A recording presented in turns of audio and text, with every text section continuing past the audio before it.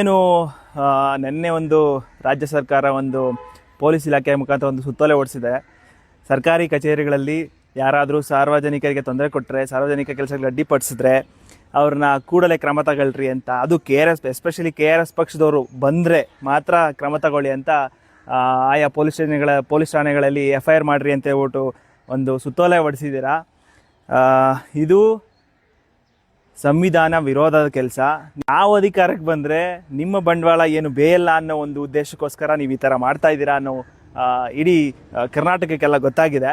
ಅದೇ ರೀತಿಯಾಗಿ ಏನು ನೀವು ಸುತ್ತೋಲೆ ಹೊರಡಿಸಿದ್ದೀರಾ, ನಾವೇನು ಯಾರನ್ನ ಕೇಳ್ತಾ ಇದ್ದೀರಿ? ಕಳ್ಳರನ್ನ ಕೇಳ್ತಾ ಇದ್ದೀರಿ, ಭ್ರಷ್ಟರನ್ನ ಕೇಳ್ತಾ ಇದ್ದೀರಿ. ಯಾರು ಕೆಲಸಕ್ಕೆ ನಾಲಾಯಕ ಯೋಗ್ಯತೆ ಇಲ್ದರೋ ಅಂಥ ವ್ಯಕ್ತಿಗಳು ನಾವು ಪ್ರಶ್ನೆ ಮಾಡ್ತಾ ಇದ್ದೀರಿ. ಯಾರು ನಾವು ಪ್ರಾಮಾಣಿಕ ವ್ಯಕ್ತಿಗಳನ್ನ ನಾವು ಪ್ರಶ್ನೆ ಮಾಡೋಕ್ಕೆ ಹೋಗಲ್ಲ. ಅವ್ರ ಕೆಲಸ ಕರೆಕ್ಟಾಗಿ ಮಾಡಿದ್ರೆ ನಾವು ಯಾಕೆ ಪ್ರಶ್ನೆ ಮಾಡ್ತೀರಿ? ಅದನ್ನು ನೀವು ಒಂದು ಏನು ಸಾರ್ವಜನಿಕ ಕೆಲಸಕ್ಕೆ ಅಡ್ಡಿಪಡಿಸಿದ್ರು ಅಂತ ಹೇಳ್ಬಿಟ್ಟು ಕೇಸ್ ಹಾಕಿ ಅಂತ ಇದು ಮಾಡ್ತಾ ಇದ್ದೀರಾ. ಸಾರ್ವಜನಿಕ ಕೆಲಸಕ್ಕೆ ಏನು ಅಡ್ಡಿಪಡಿಸೋದು ಕೇಸ್ ಹಾಕೋ ಇಂಗ್ರೀಡಿಯೆಂಟ್ಸೇ ನಿಮ್ಗೆ ಗೊತ್ತಿಲ್ಲ, ಮಾನದಂಡಗಳೇ ಇದ್ದೀರಿ. ನಾವೇನು ಸಾರ್ವಜನಿಕ ಯಾವತ್ತೂ ತೊಂದರೆ ಕೊಟ್ಟಿಲ್ಲ, ನೌಕರರಿಗೂ ತೊಂದರೆ ಕೊಟ್ಟಿಲ್ಲ. ಯಾರು ಕಾನೂನು ವಿರೋಧವಾಗಿ ಕೆಲಸ ಮಾಡ್ತಾ ಇದ್ದಾರೆ, ಯಾರು ಲಂಚ ತಗೊಳ್ತಾ ಇದ್ದಾರೆ, ಯಾರು ಏನು ಸರ್ಕಾರ ಈ ಕೆಲಸಗಳನ್ನ ಡಿಲೇ ಮಾಡ್ತಾ ಇದ್ದಾರೆ ಅಂಥವ್ರನ್ನ ಪ್ರಶ್ನೆ ಮಾಡ್ತಾ ಇದ್ದಾರೆ ಹೊರತು ಕರ್ನಾಟಕ ರಾಷ್ಟ್ರ ಸಮಿತಿ ಪಕ್ಷ ಬೇರೆ ಯಾರು ನಾವು ಪ್ರಾಮಾಣಿಕವಾಗಿ ಕೆಲಸ ಮಾಡೋ ವ್ಯಕ್ತಿಗಳನ್ನ ಯಾರೂ ಪ್ರಶ್ನೆ ಮಾಡ್ತಾ ಇಲ್ಲ.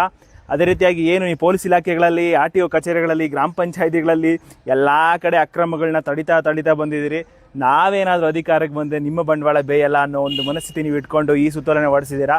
ಈ ಸುತ್ತೋಲೆಯಿಂದ ನಾವು ಎದುರ್ಕೊಂಡ್ಬಿಡ್ತೀರಿ ಅನ್ನೋ ಭ್ರಮೇಲಿ ನೀವು ಬದುಕ್ತಾ ಇದ್ದೀರಾ, ಭ್ರಮೇಲಿ ನೀವು ಇದ್ದೀರಾ. ಆದರೆ ನಾವು ಎದುರೋ ಮಕ್ಕಳಂತೂ ಅಲ್ಲ. ನಾವು ಸಂವಿಧಾನಬದ್ಧವಾಗಿ ಬಾಬಾ ಅಂಬೇಡ್ಕರ್ ಕೊಟ್ಟಂಥ ಸಂವಿಧಾನಬದ್ಧವಾಗಿ ನಾವು ಕೆಲಸ ಮಾಡ್ತಾ ಇದ್ದೀರಿ. ಅದು ನಮ್ಮ ಮುಂದಿನ ದಿನಗಳಲ್ಲಿ ಒಂದು ದೊಡ್ಡ ಮಟ್ಟದ ಹೋರಾಟನೂ ಕೂಡ ಆಗುತ್ತೆ. ಹಂಗಿದ್ರೆ ನಿಮಗೆ ತಾಕತ್ತಿದ್ರೆ ನೀವ್ಯಾರು ಕೃಷ್ಣ ಬೈರೇಗೌಡರು ಇದ್ದಾರಲ್ಲ, ಅವರು ಕೂಡ ಸಾರ್ವಜನಿಕವಾಗಿ ಅಧಿಕಾರಿಗಳನ್ನ ಪ್ರಶ್ನೆ ಮಾಡ್ತಾ ಇದ್ದಾರೆ, ವಿಡಿಯೋ ಮಾಡ್ತಾ ಇದ್ದಾರೆ. ಅದು ಕೂಡ ಸೋಷಿಯಲ್ ಮೀಡಿಯಾಲೆಲ್ಲ ಆಗ್ತಾ ಇದ್ದಾರೆ. ಅವ್ರಿಗೂ ಇದನ್ನ ಅನ್ವಯಿಸಕ್ಕೆ ಹೇಳಿ. ಹಂಗೆ ಯಾರು ಮಾನವ ಹಕ್ಕು ಯಾರು ಮಹಿಳಾ ಆಯೋಗದ ಅಧ್ಯಕ್ಷ ಇರ್ತಕ್ಕಂಥ ನಾಗಲಕ್ಷ್ಮಿ ಚೌಧರಿ ಮೇಡಮು ಕೂಡ ಪಬ್ಲಿಕ್ಕಲ್ಲಿ ಏನು ಸಾರ್ವಜನಿಕ ಕಚೇರಿಗಳಲ್ಲಿ ಹೋಗ್ಬಿಟ್ಟು ವಿಡಿಯೋ ಮಾಡ್ತಾ ಇದ್ದಾರೆ. ಅವ್ರನ್ನೂ ಕೂಡ ನೀವು FIR ಮಾಡಿ ಅಂತೇಳಿ ಸ್ಥಳೀಯ ಪೊಲೀಸ್ ಠಾಣೆಗಳಿಗೆ. ಯಾಕೆ KRS ಪಕ್ಷದವರೇ ಯಾಕೆ ನಾವು ಯಾರನ್ನ ಬೈತಾ ಇದ್ದೀರಿ? ನಾವು ಸಾರ್ವಜನಿಕವಾಗಿ ಯಾರು ಸಪೋರ್ಟ್ ಮಾಡ್ತಾ ಇಲ್ಲ ಅವ್ರು ಮಾತ್ರ ಬೈತಾ ಇದ್ದೀರಿ. ಯಾರು ಸಾರ್ವಜನಿಕ ಕೆಲಸದಲ್ಲಿ ಡಿಲೇ ಮಾಡ್ತಾ ಇದ್ದೀರಿ ಅವ್ರನ್ನ ಬೈತಾ ಇದ್ದೀರಿ.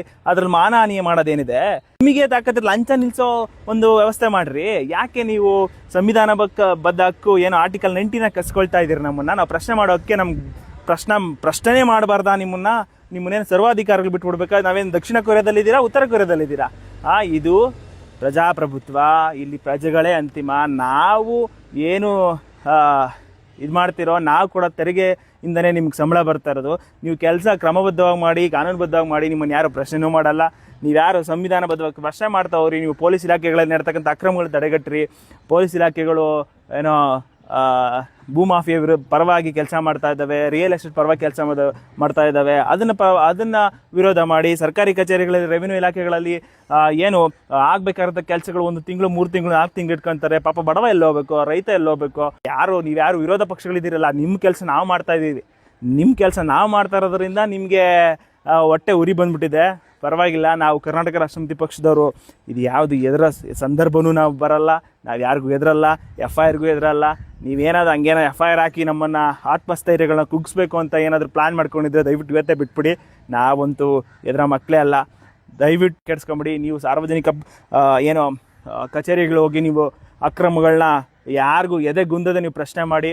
ಇಲ್ಲಿ ನಾವು ಬದುಕ್ತಾ ಇರೋದು ಪ್ರಜಾಪ್ರಭುತ್ವದಲ್ಲಿ. ಇನ್ ಕೇಸ್ ಹಂಗೇನಾದರೂ ನಮ್ಮನ್ನು ಜೈಲಿಗೆ ಹಾಕಿದ್ರೆ ಜೈಲಲ್ಲೂ ಕೂಡ ಹೋರಾಟ ಮಾಡೋಣ ಅಂತ ಹೇಳ್ತಾ ನನ್ನ ಮಾತು ಮುಗಿಸ್ತಾ ಇದ್ದೀನಿ. ಎಲ್ರಿಗೂ ಒಳ್ಳೆಯದಾಗಲಿ. ಜೈ KRS, ಜೈ ಹಿಂದ್, ಜೈ ಕರ್ನಾಟಕ.